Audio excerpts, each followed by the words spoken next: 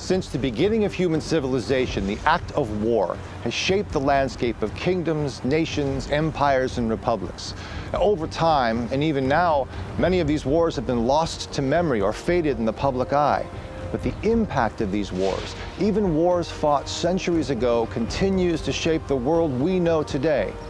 Why, for example, after 2,000 years of imperial rule, did China turn to communism as a form of government?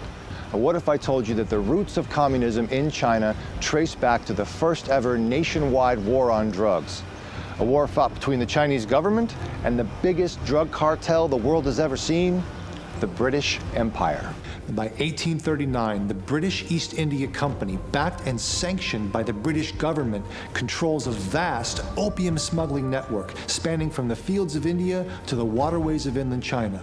Opium is illegal in China, but black market trade thrives between British government-sanctioned smugglers and corrupt Chinese officials. Nearly 90% of Chinese men in Chinese coastal cities are opium addicts at this point.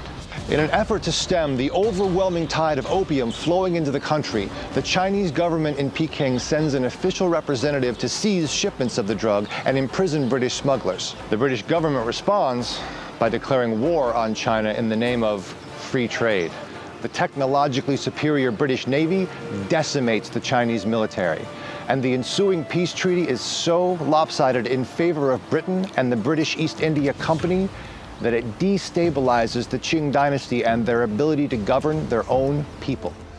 For the next 100 years, China endures what it calls its century of humiliation under the control of Western economic powers. The man who finally unifies and removes China from European economic influence is Mao Zedong, the leader of the first Communist Party in China.